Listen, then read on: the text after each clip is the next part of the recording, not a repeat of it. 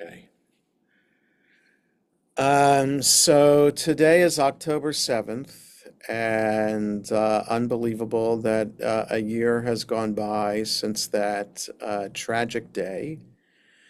And it's also you wonder how life works and how a community can be focused, as we should be,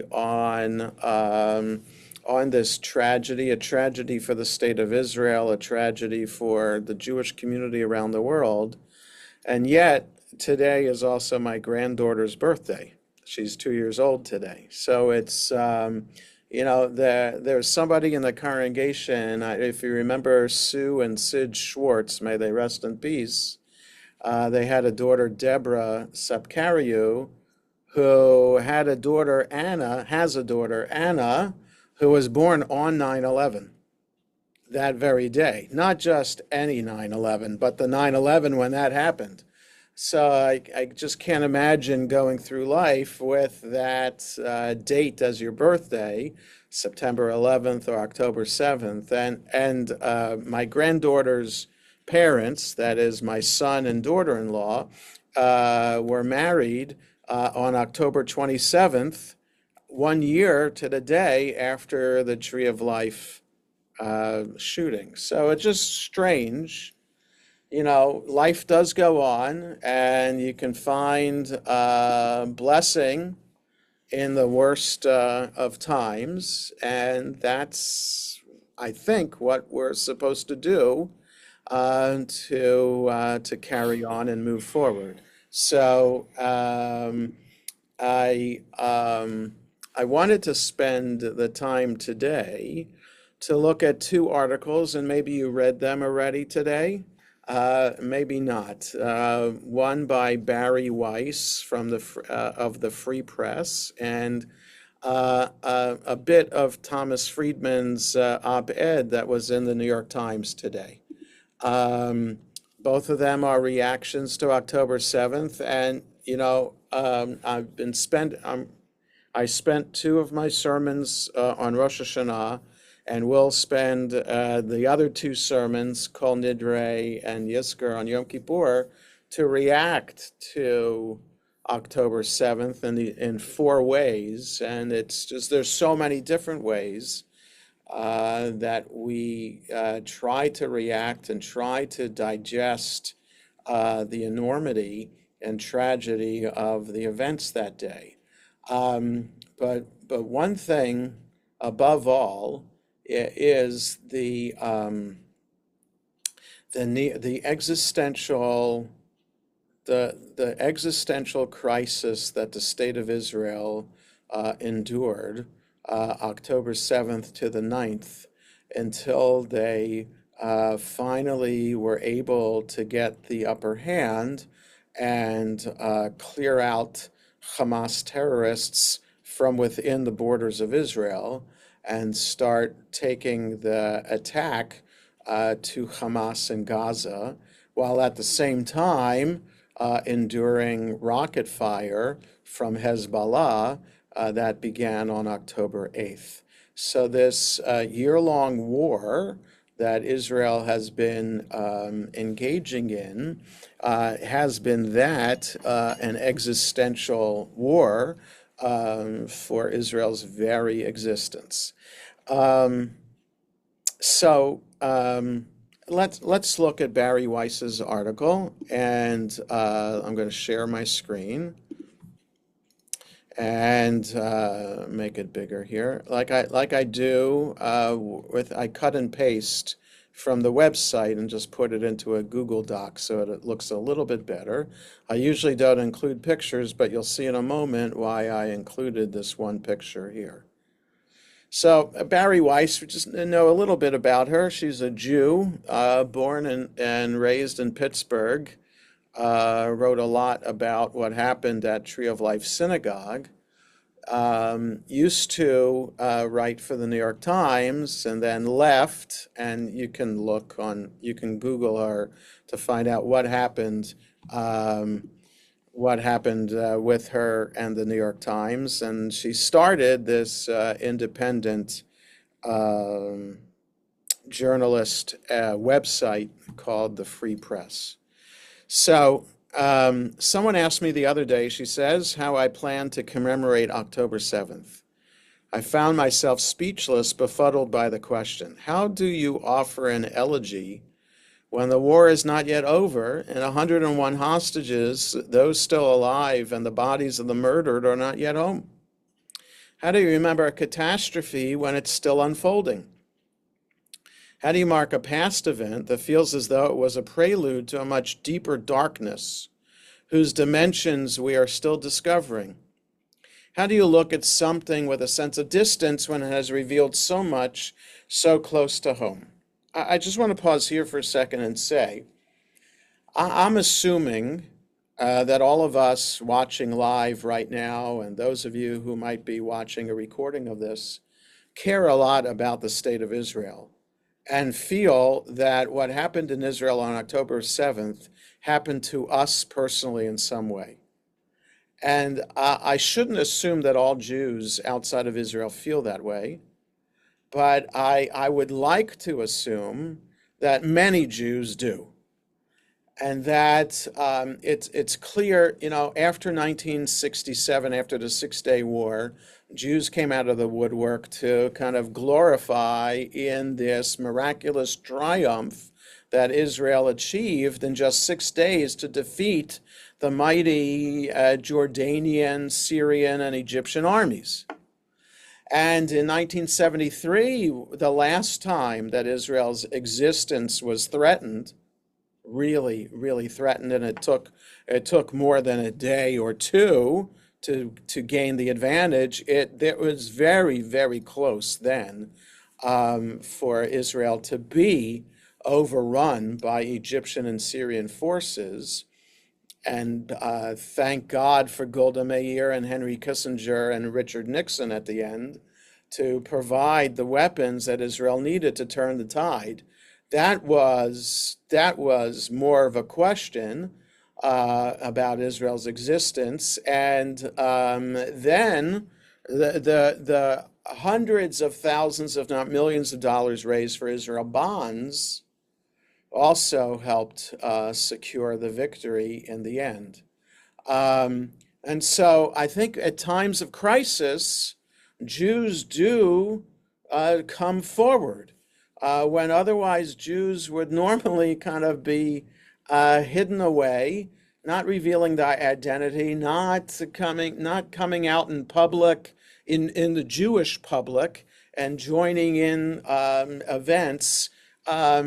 300,000 people were on the Mall in Washington, D.C. a month after October 7th to show solidarity. So I think it's right to assume that all of us feel like Barry Weiss is expressing that what happened on October 7th in Israel, 6,000 miles away, really happened here and affected our very Jewish being. The genocidal war launched by Iran and its proxies a year ago this morning began with rocket fire and a ground invasion by Hamas battalions who carried maps of every kibbutz and village.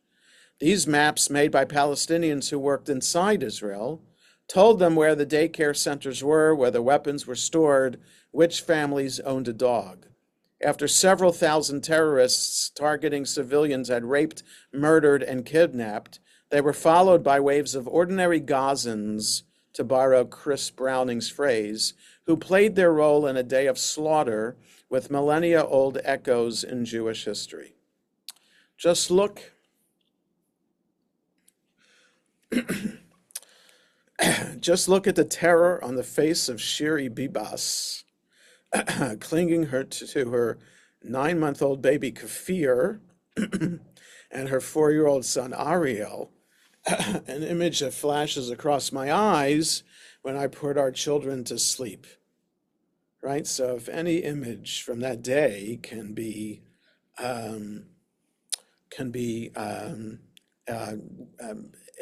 in our brain forever, it is this image. I do not mean that the more than 1,200 human beings murdered by Hamas terrorists on that day at a music festival in their beds, in shelters where they sought safety, are symbols of history or politics.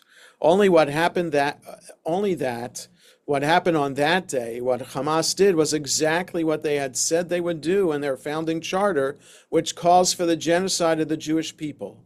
In stealing the Bibas family and in butchering and maiming and raping and burning their neighbors, the terror group was doing exactly what it promised. So in other words, there's no surprise about what Hamas did, because they said all along when they were founded as an organization that they were going to annihilate the state of Israel. So they didn't do anything unusual. The promise of America was to give bigotry no sanction, as our first president wrote in 1790 to the Hebrew congregation of Newport, Rhode Island. May the children of the stock of Abraham who dwell in this land continue to merit and enjoy the goodwill of the other inhabitants, while every one shall sit in safety under his own vine and fig tree, and there shall be none to make him afraid. Right? Beautiful, famous words of the first president of the United States, quoting our own Jewish Bible, which is part of his Christian Bible. Everyone shall sit safe in safety under his own vine and fig tree. There shall be none to make him afraid, guaranteeing that the United States will be a safe haven for the Jewish people. But on October 7th, 2023, the enemies of Washington's vision of America's founding impulse began to reveal themselves. As news of the scope of the slaughter was still registering and a tally of hostages still being made, the final count, 240 people from 40 countries carried off like barbaric spoils of war, progressive groups here at home and across the West began to celebrate. So the focus of this article now is going to be, like this reaction to October 7th is, we shouldn't be surprised about Hamas. What we should be surprised about is America and our fellow American citizens and their reaction to October 7th. More than 30 student clubs at Harvard put out a letter holding Israel entirely responsible for the massacre. Israel, not Hamas. Israel. This was on October 8th, as Hamas terrorists were still roaming Israel's south and Hezbollah began its assault on Israel's north from Lebanon. Surely it had to be some terrible mistake, a sick prank. But the statement was sincere, and it wasn't an anomaly. In October 2023, just in that first month, George Washington University, right here in D.C., students projected the words "Glory to our martyrs" and "Free Palestine from the river to the sea" in giant letters on campus buildings. At Cooper Union in Manhattan, Jewish students had to hide in the library from a mob pounding on the door. At Columbia, Professor Joseph Massad called the slaughter awesome. At Cornell, Professor Russell Rickford said it was energizing and exhilarating. At Princeton, hundreds of students chanted "Globalize the Intifada," which can only mean open season on Jews worldwide. At NYU, students held posters that read "Keep the world clean," with drawings of Jewish stars in garbage cans. Okay, so more examples of that. Just this weekend, so throughout the year, this is what's going on. Just this weekend, thousands of people in Toronto gathered to declare, "We don't want two states, take us back to 48. The kind of call for the elimination of Israel that has been heard in cities across the West over the past year. At a rally in Philadelphia, one speaker recalled, "On October 7th, when I was watching those resistance fighters flying into Palestine on paragliders, I was cheering." In Berlin, protesters shouted in Arabic, "Anyone have a bullet? Either you kill a Jew with it or give it to Hamas." There's no political argument consistent with the values of a free society that justifies this behavior. There's no moral universe that explains how two visibly Jewish students at the University of Pittsburgh were recently struck with a bottle, or how our literary festival in New York canceled a panel because the moderator was a Zionist, or why a now former member of the Congress downplayed the sexual violence Jewish women suffered on October 7th, or why medical students and doctors in San Francisco shouted, "Intifada, Intifada, long live Intifada." This is not to say that the majority of Americans aren't horrified by these examples, and hundreds of others, or that they are without precedent. In 1939, after Kristallnacht, more than 20,000 Americans flooded Madison Square Garden to cheer for Hitler. Today, with the distance of almost a century, that shames us. We owe it to ourselves and to our country to be no less horrified when today in New York City, Hamas's allies flood New York City, an allusion to the group's October 7th massacre, which it called Al-Aqsa Flood. So there will be no closure today, though on October 7th, 2024, as with every single day that has elapsed since October 7th, 2023, I will think of the human beings, each one a world unto herself, destroyed by terror. I will pray for the hostages and the recovery of those who have been liberated. And I will pray for a lasting peace, not just for Israelis, but for the Palestinians and the Lebanese and the Yemenis and the Iranians and the Syrians and all those tyrannized by murderous governments and terror groups who choose death over life. And I'll pray for America, my home. We expected Hamas to kill Jews. We didn't expect Americans to celebrate it. People often ask me why the Free Press has covered this story with such intensity and relentlessness. This is the answer. So this is one I wanted to share, and I think it's very important. Bari Weiss has a voice, a prominent voice in social media and in the world. So the more social media presence you have, the more influence you have. Will this make a difference? Well, the fact that she wrote it and people read it, hopefully will make a difference. I want to share a little bit from Thomas Friedman's article, and then we can open it up a little bit for some questions and discussion. So Thomas Friedman, most of his article is about is criticizing Bibi Netanyahu and his government's policies. A little bit from that will come out in what I cut and pasted. If you want to read all of that and his critique of Bibi Netanyahu, just go on to the New York Times today, and if you have a subscription to it, you'll be able to read it. I don't want to get into the politics of that, okay? I do want to show her the bulk of what I wanted to share from Thomas Friedman is his correspondence with a certain Israeli, okay? A few months before October 7th, I was invited to do a Zoom meeting with hundreds of Israeli fighter pilots who were grateful for my opposition to the judicial coup, right? Before October 7th, Israeli society was being torn apart by those who wanted judicial reform and those in Netanyahu's government who wanted to reform the judiciary, and those opposed to those reforms to ensure a free, just Israeli democratic society. Okay, and then October 7th happened. So one fighter pilot asked me straight up whether he should stay in Israel or leave.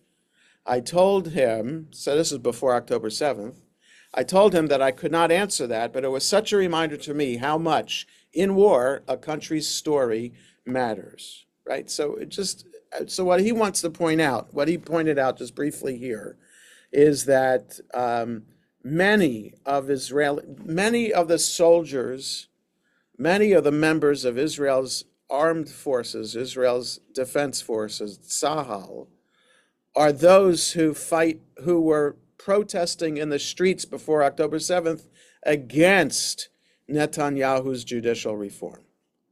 Okay, but when October 7th happened, you drop all of that and you fight for your country. And so that's what October 7th did. And now people are protesting not about judicial reform, they're protesting about bringing the hostages home. Okay, so one of Thomas Friedman's points is October 7th stopped the judicial reform protest, called everybody into service, and everybody, without question, is fighting for the state of Israel. So, no one has taught me more about the tension between those pilots' stories and Bibi's stories and its implication for Israel's fate than David ben David. So, what he's talking about the story is, so Thomas Friedman says, in order for a war or a project to be successful and to have lasting impact, there has to be a story that it represents. And what he's arguing is that, and again, I don't want to get into the politics of it, and that's why I want to focus on what Dan Ben David said, because I think that for me was very moving. But what his focus in this article is that Netanyahu does not have a story. Or that the story that Netanyahu has is one of personal, saving himself from indictment, and staying in power. So you can argue with that, and again, I don't want to argue with that because I don't want to talk about that today. But that's what Thomas Friedman is arguing. What is the story that's going to be written about October 7th? And that is, what is Israel's story? What were they fighting for? Were they fighting for Netanyahu? And who wants to fight for Netanyahu? Or are they fighting for Israel's existence, which I think all of us are, without question, would fight for? Okay? So, no one has taught me more about the tension between those pilot stories and Bibi's story and its implication for Israel's fate than Dan Ben David, a Tel Aviv University economist who heads the Shoresh Institution for Socioeconomic Research. I wrote to him to ask what he was thinking about the October 7th anniversary. This is what he emailed back. My mom was a 13-year-old smuggled alone out of Baghdad to Palestine during World War II. My father landed here as an orphan. His father was butchered by his Lithuanian neighbors as the Nazis moved in. Following the War of Independence, my parents' army units joined to create Kibbutz Malkiah on the Lebanese border. That kibbutz, where they first met and married, became a charred ghost town over the past year from Hezbollah rocket fire. That's my family's history. But change the names and you basically have the history of Israel 1.0. Okay, so point number one, everybody in Israel, like I mentioned before we started about this book of poetry called Shiva or Shiva, poetry written by Israelis in response to October 7th. It's taught by it's edited mainly by Rachel Korazim, and she was a teacher, and she is a teacher of mine at the Hartman Institute in Jerusalem, and I always choose her elective because she is a master teacher of poetry.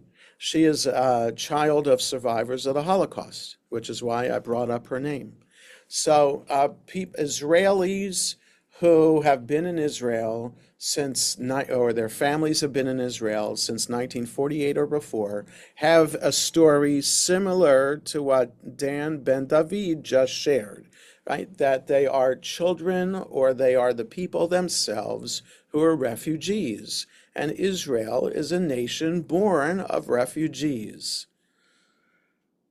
It's not a nation born of white colonial Zionists from Europe wanting to impose a colonial regime in in an Arab land. It is a nation of refugees of Jews from around the world who found refuge in our ancient homeland. Okay, so that's point number one, that this is Thomas Friedman writing for the New York Times is bringing out. So I give him credit for bringing this story so that people who read him, whether they're Jewish or not, will read this and they might not have been aware of this before. So it's important especially for non-Jews to read, that this is what Israel is. That generation, Ben David continued, made sure their children and grandchildren would understand the importance of preserving Israel as our people's safe haven, built on democracy and the rule of law. That priority, that story, was the thread of steel that has bound each generation to our founding one. It creates a situation that makes Israel unique, and not just in comparison with those who want to annihilate us. Okay, so this thread of steel, I think he means a cable, right? If you can imagine, picture a suspension cable holding up a suspension bridge, right? It is steel thread woven around steel thread and bunches of thread woven around each other to create this very thick cable that is extremely strong.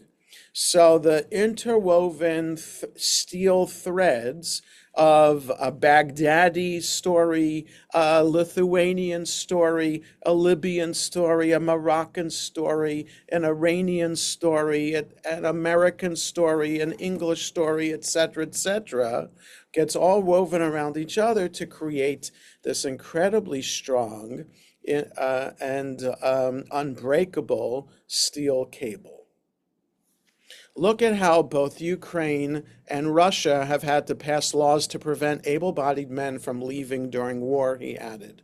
But when Israel is threatened with war, the planes that are full are not with Israelis trying to escape possible hell, but with those dropping everything abroad, school, work, and vacations to come home and defend the country, many of whom eventually lose their lives in doing so. You cannot buy that kind of motivation, right? So just know, many of us watching this live and watching the recording know that this is the case, that El Al has to even add extra flights at a time of war to allow all the Israelis to get back home in order to be called up to their unit to fight.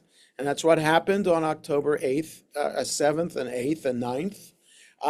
And what happened in 1973, what happens all the time, without question.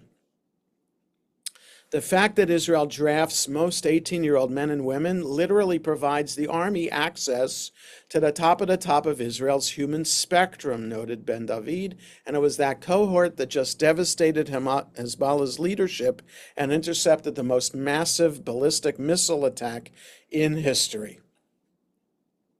Okay, so it's just a beautiful way to express the strength and resilience of Israeli society, and I would say, by extension, Jewish society, of the 17 million Jews around the world, 9 million of them living in Israel, something like that, 8 million Jews living in Israel, whatever, we're all bound by this steel cable, all the threads of this cable. That steel thread is what has saved us over the decades, and that is exactly what is so dangerous, and this is where it gets into politics, about Netanyahu's domestic divide and conquer strategy that puts his personal interests above all else. Here we are after the most horrific period in Israel's history, and Netanyahu keeps snipping away at the thread, Ben David wrote. Aside from encouraging his cultist followers to make state enemies out of the hostage families, pilots, physicians, and anyone else who dares to criticize the great leader, he has no exit plan for the deepening military crisis. Again, I'm sorry for bringing that in about Netanyahu, but it is an important point to understand that what's brewing under the surface, right? What's bubbling under the surface in Israeli society now. That without question, everyone in Israel wants to see Hezbollah defeated and wants to see Hamas defeated and wants to ensure that we're protected from Houthi attacks, from Iraqi attacks, and from Iranian attacks, right? Missiles from all of those sources have been shot at Israel over the past year. And Israel miraculously has been able to shoot most of them down. So on this first anniversary, this is how Thomas Friedman ends this op-ed today. On this first anniversary of the October 7th attack, I find myself most preoccupied with the fact that Israel's fighting a multi-front war, and Israelis still don't know whether they are fighting to make Israel safe for a Jewish democracy, or safe for the prime minister's political survival, safe for the ultra-Orthodox to never have to serve in the military, and safe for the prime minister to declare to the world he's defending the frontier of freedom in Gaza and Lebanon while sustaining a morally rotten and economically draining settlement engine in the West Bank. Okay, so it's important for us to know what Thomas Friedman says. He's a very influential person, and yeah, this is what is going on behind the scenes, and that on October 7th, we can't just think, here, let me share my screen again.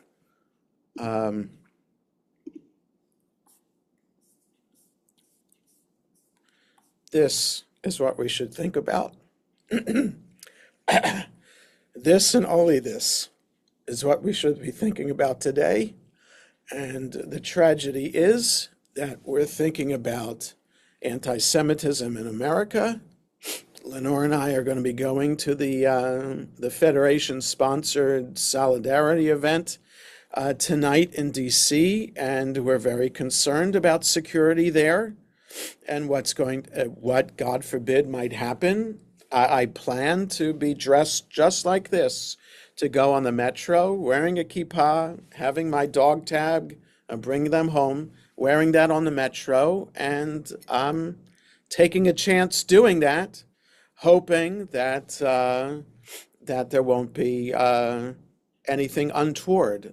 Shortly before class started, Luis, our custodian, came to tell me there's a police car outside. So I take a look, it's Montgomery County Police car, and I'm thinking it's October 7th. We didn't ask the police to be here today, and what a tragedy it is. We're grateful and indebted to Montgomery County to be thinking of us today and to have a presence here on our property. But it's a tragedy that has to be the case. So we should only be thinking about the Bibas family and the other hostage families today. The fact that it's so like that steel thread, it's so many things are intertwined with what's going on with post-October 7th. It's just a lot. It's a lot to digest. It's a lot to keep in mind. It's a lot that this multi-war front that Thomas Friedman's talking about, that the state of Israel is fighting, is only increased exponentially by the Jewish community abroad in terms of anti-Semitism that we're fighting as well post-October 7th. So any questions or comments that people want to share?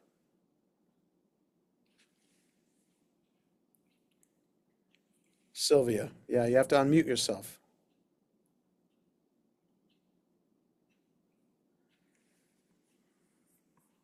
Sylvia, you just have to press the microphone on the bottom left. There you go. I knew that, and I was pressing, but it's not hard enough. Well, you know, we lost a cousin on day one, October 7th, a year ago. Right. Had company over the holidays, and sitting around my table was my nephew, and he was telling me about his kids who are away in college, and it crushed me that he laughed over a statement that he said, and it's in Georgia, the college is in Georgia, where a lot of things are happening. And it crushed me that my nephew, who's normally, I think, a normal, good kid, laughed that his son doesn't tell anybody he's Jewish. Yeah. And I sat there like a dummy because I wanted to smack him to saying it's your fault because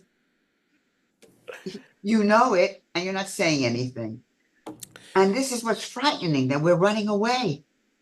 So it is frightening that it's a double-edged sword, the Jewish life in America, in that we are grateful to the freedom and safety that the Jews in America have felt, unique to any country in the history of the world. Uh, that we've been able since 1654 to achieve whatever we want to achieve, just like everybody else. And so it's double-edged sword because at the same time, people decided to leave their religious identity behind and become fully American, a civic American, as opposed to keeping, the ideal would be that as George Washington as President Washington put it in 1790, let everybody maintain their identity and live free in America. That's the ideal that we are, as a one teacher put it at Hartman this summer. One image of America is that it's a melting pot, right? Everybody comes from around the world and melts into this one big mixture that is America. But rather, we should see America as a salad bowl. In a salad bowl, you could still see the tomatoes, you could still see the lettuce, you could still see the cucumbers, right? But it's all part of the bigger salad, and you need all of it together to have that delicious flavor. Because you leave one ingredient out, you can sense that something's missing. But you put it all together with the right kind of dressing, and it's a delicious, flavorful salad, with each part contributing a very, very important part to the whole. And so that so in one of these classes at Hartman, that's what we, the Jewish community now, the leaders of the Jewish community, need to promote, to try to get the younger people and all Jews in America to get back to the basics of understanding what our Jewish identity is, being proud of our Jewish identity, and this would go the same for Muslims, Christians, Italians, Poles, Haitians, Central Americans, etc., etc. Everybody should be proud of who they are, where they came from, and also be proud of the fact and be patriotic about living in America. That it's only in America that you could still maintain your identity and your ethnic racial background and promote it and display it proudly and still know that you are an integral part of the broader American society. And that is something that is being worn away in a very terrifying and hateful way in the political discourse in our country. And for the Jewish community at large, it has been something that we, as leaders of the of American Jewry, should be ashamed about, that we haven't been so actively promoting Jewish identity in any way. And so now on a college campus, you have Jews being attacked, and some Jews are saying, "Wait, I don't even think I'm Jewish, or I'm not like outwardly Jewish. How dare you attack me?" And they don't have the tools, the educational resources, the background to be able to stand up to it. And that's something else that comes to light out of October 7th, is that some people in the Jewish community are woefully lacking in being able to protect themselves from this chaotic onslaught, right? So those of us coming to synagogue over the high holidays, we have that's enough of a background to bring us into shul. Imagine all those Jews who were not in shul over Rosh Hashanah this past weekend. So there's safety in numbers, there's safety in tradition that provides us with a sense of comfort that okay, we're under attack.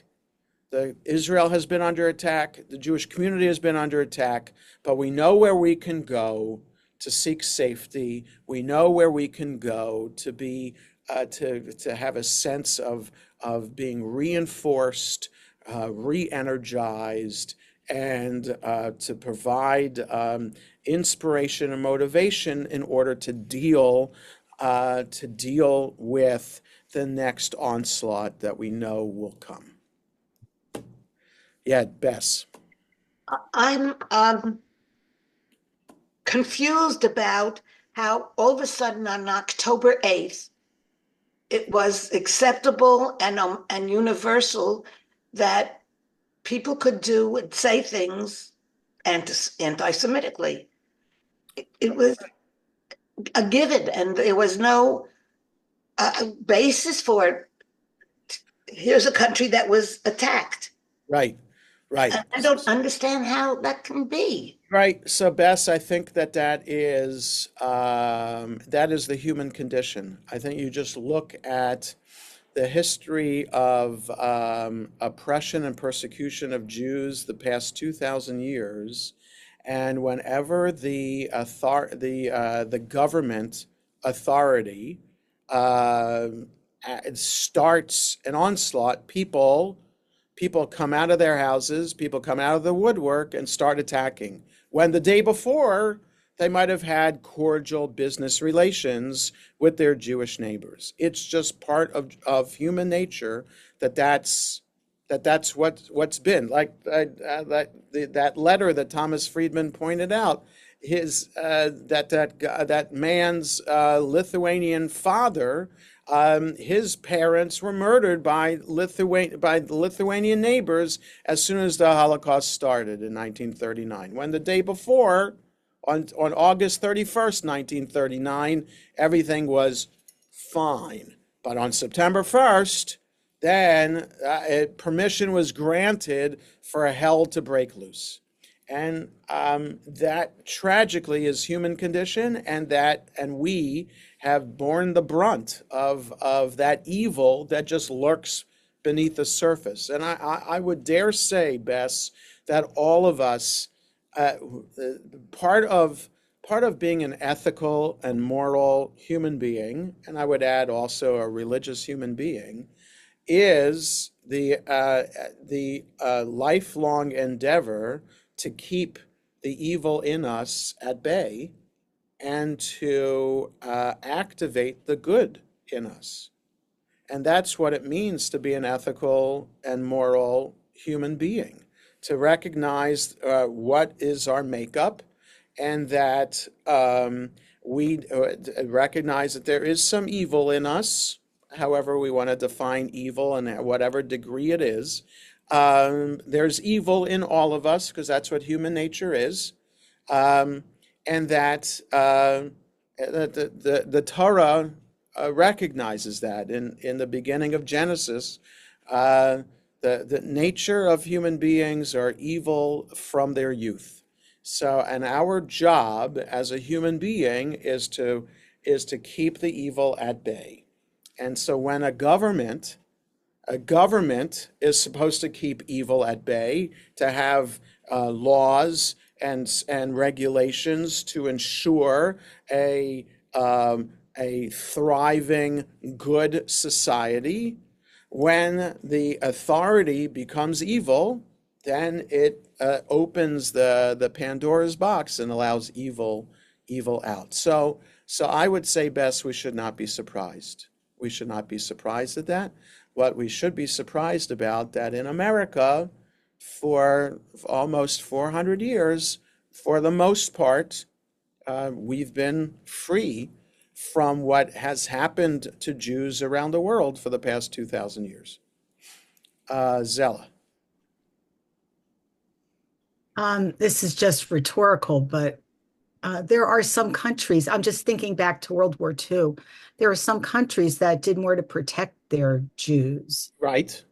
And I don't know what the difference is with those Yeah, yeah, countries. that's fascinating too. Zala, that's an important point. That's a very, very important point. Why is it that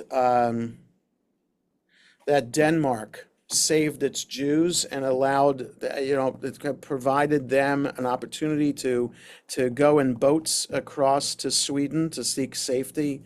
Why did Bulgaria, why did individuals risk their lives to hide people in their attics or in their barns? Yeah, right.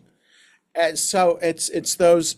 So when the government allows evil to rise up, then that's even harder for individual people to put up a boundary against that onslaught. So if the government says all of us are safe, all of us should treat each other fairly, then individuals can say, yes, the government's behind me. I'm good and we should all be good. But if the government's evil, then how can you, as a good person, put up a fight against the government that is now evil? So it makes it that much harder for the forces of good to defeat the forces of evil. So right. So it's just yeah. So what October 7th has brought out is just another rendition of evil rising up over good. Yes, evil rising up over good, and how and that now the only thing different about today is the social media aspect of this evil over good, right? So back in the day, in World War II, you might theoretically trust the news media to be telling the truth. And so conspiracy theories would be harder to project through the media. But today, anything goes, and so it's very hard to understand. Right, just what I mentioned in my second day Rosh Hashanah sermon, the fact that a story about Haitian immigrants eating cats and dogs could become such a popular theory and can make the rounds so that so many people think that that's the truth is just horrifying. It's horrifying. The level of how conspiracy theories can take over our minds to such a degree that we think conspiracy theories are true. And so it takes the old bigotries and prejudices and just exponentially expands them into such a way that that makes it like a story in just 2 days becomes so overwhelming that a candidate for president thinks that it's fact and projects it as fact. That imagine a conspiracy theory only taking root and exploding in just 2 days, like the protocols of the elders of Zion. That took more than 2 days for it to make its way around the world and for people to know about that. But the Haitian immigrants with cats and dogs took only a matter of hours. Yeah, Bob. Well, it also depends on who's spreading the malicious and fake rumor. Well, If yes. I say, for example, game one, there were fake umpires there. Nobody's going to believe me. Right. No, of course. Yes, yes. The more followers you have on Facebook or X, the more the conspiracy theory goes around, and the more acceptable it might become. Yes. No, that's absolutely true. And yeah, yeah. And so, right. How do these so-called influencers get their following? So the more outrageous you are on TikTok or Instagram or YouTube, the more followers you have. So that also gets back to Bess's point. You know, why is it? Why should it be so shocking that evil can explode just like that with letting it happen? No, it's part of our animal psyche. You know, why were gladiator games so popular in the Roman times? Why is fighting in hockey an integral part of the sport? There's something bloodthirsty about the human condition that we like to see it, whether we admit it or not. And so, you know, part of an important part of look, I guess because I have to end a little bit early because I have a 12 o'clock meeting to go to. You know, what can we say here as we continue to observe October 7th? So October 7th, as we commemorate the first anniversary, we recognize the power of evil in the human condition. And that when evil is combined with ancient prejudice like anti-Semitism, then it becomes that much more difficult to put a stop to it. And so that's why I spoke on second day Rosh Hashanah about how bewildering it is to me, but it shouldn't be, that people just can't understand and see truth for what it is and falsehood for what it is. How can people not understand the Jewish narrative and understand the truth behind it? And why are people so swayed by and allow themselves to be so influenced by anti-Semitic tropes and all those narratives? So it's what October 7th has brought out is that it is an ancient hatred that we are still fighting. And even though we've been taking our Jewish life for granted here in America, that we shouldn't. And we can never take our Jewish life for granted. And that's the sad part of what it means to be Jewish today and in every generation. And we'll keep on fighting for the day, like President Washington said in his letter. We'll keep fighting for the day when everyone will see the value of being under their vine and fig tree, seeing the joy and safety in that, and that how everybody, no matter their color, no matter their religion, has the right to be under their vine and fig tree. So thank you for your time and attention today, and may the memories of the 1,200 Israelis killed on October 7th and the hostages killed be for a blessing, and may the 101 hostages that are still there, however many of them are still alive, may they be released speedily. Take care, everybody. Thank you. Yeah, be safe tonight, and happy birthday to your sweet granddaughter. Thank you. Thank you.